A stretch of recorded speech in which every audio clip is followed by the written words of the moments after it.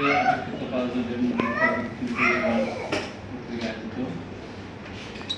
এই সাংবাদিক সম্মেলনটিতে একটি পরিবারের সমস্ত সদস্যবৃন্দ, সাংবাদিক যারা এবং তাদেরকে আমি ধন্যবাদ দিচ্ছি এই কারণে যে এরকম একটা অসহায় পরিবারগুলির পক্ষে কিছু কথা বলার জন্য তারা আমাকে বললেন কখনো আমাকে বলা তারা আমার এতগুলি মানসিক আটকে আছে এই পরিবারগুলির বা এই লোকগুলির বাইরে তারা নিশ্চয়ই চাকরি করতে সে অর্থ বাংলাদেশে আসে তারা এই যে অমানবিক মানুষ জ্ঞাপন করছে শেখ হাসিনা নেতা এরপরে হামলা প্রতিত অভিযোগে 47 জনকে বিভিন্ন মেয়াদে কারাদণ্ড দেওয়া হয়েছে। তাদের 9 জনকে ফাঁসি, 25 জনকে যাবজ্জীবন, 13 জনকে দেওয়া হয়েছে।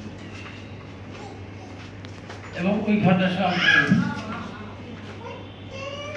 পরিবারগুলি 47টা পরিবারকে আমার প্রতিদিন পরিবারগুলির সাথে আমার যোগাযোগ করতেছে 5 বছর 6 প্রতিদিন সেই পরিবারগুলির পক্ষ থেকে 2 জন 3 জন 5 জন কি হবে, কবে বুঝ হবে, আমাদের কি হবে, প্রতিনিয়ত আমাকে ধৈর্যের সাথে সুযোগ ওদের কথা শেষ না পর্যন্ত আমি ফোনটা রাখতাম।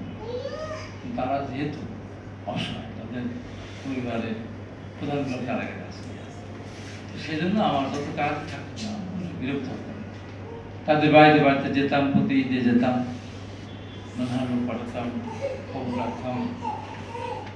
এই যে আপনারা এতগুলো পরিবার, 12টি পরিবার, এই যে কয়বার 8 মাস আপনাদের পরিবারের প্রধান ব্যক্তি উনি কারাগারে, ওনারা তো ওদিকে আসেন কষ্টে, আপনারা তো আরো বেশি কষ্টে আছেন। কারাগার থেকে হয়তো ওখানে খাওয়া দাওয়ার ব্যবস্থা দেয়, কিন্তু আপনারা যারা আসেন একভাবে আপনারা আপনার জীবিকা নির্ভর করতেন, সেখান থেকে টাকা পাঠাতে এই যে একটা কঠিন মানবতার জীবন যাপন আমরা করছেন, এটা আসলে কষ্ট। আমি সরকারকে আহ্বান জানাবো অনতি বিলম্বে এইগুলি মুক্ত করার, এই মানুষগুলি মুক্তির ব্যবস্থা করতে হবে।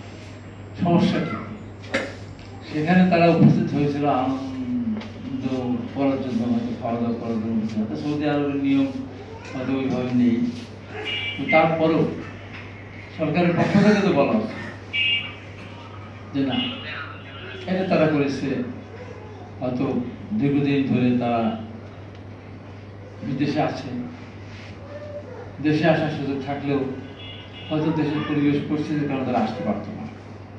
এমন অনেক আমি দেখেছি, আমাদের নিজেদের পরিস্থিতি অনেক ছিল, তারা দেশ থেকে চলেই গিয়েছে শুধু জীবন বাঁচানোর জন্য।